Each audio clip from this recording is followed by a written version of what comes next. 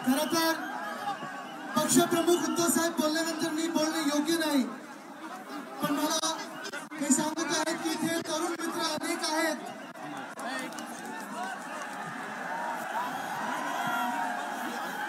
आणि आपल्या मनातलं बोलणं गरजेचं आहे. उद्धव साहेबांनी देखील मला सांगून झालेलं आहे. मला तुम्हाला एकच सांगायचं आहे, जगभरात जे जे देश प्रगती करत आहेत, देश विकसित आहेत, त्या देशात ते दोन गोष्टींवर विचार करत असतात. एक म्हणजे शाश्वत विकास, आणि तो म्हणजे नुसतं रस्त्यांचं नाही, नुसतं बिल्डिंगचं नाही, तर लोकांचा पुढच्या 50 वर्षाचा विचार करत असतात. पेन्शनचा पण विचार करत असतात, म्हणजे पेन्शन असलं की नो टेन्शन ह्याच्यावर विचार करत असतात. आणि दुसरं म्हणजे त्या देशाचं पुढची 50 वर्ष कशी असतील.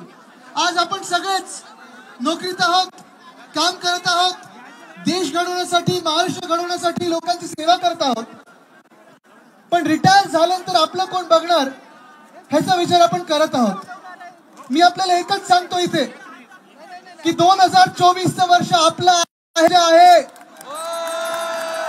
आणि जेव्हा मी आपलं सांगतो, हे आमचं नाही, आपल्या सर्वांचं आहे. कारण उद्धव साहेबांचं जे सरकार होतं, महाविकास आघाडी सरकार होतं, हे तुमचं आमचं सर्वांचं होतं.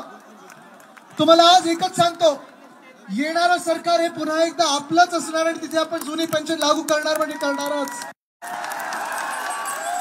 एकच मिशन, एकच मिशन, एकच मिशन. 50 खोके, 50 खोके. आता त्यांना टेन्शन आणि नॉट ओके आणि एकच मिशन. जय हिंद, जय महाराष्ट्र, वंदे मातरम.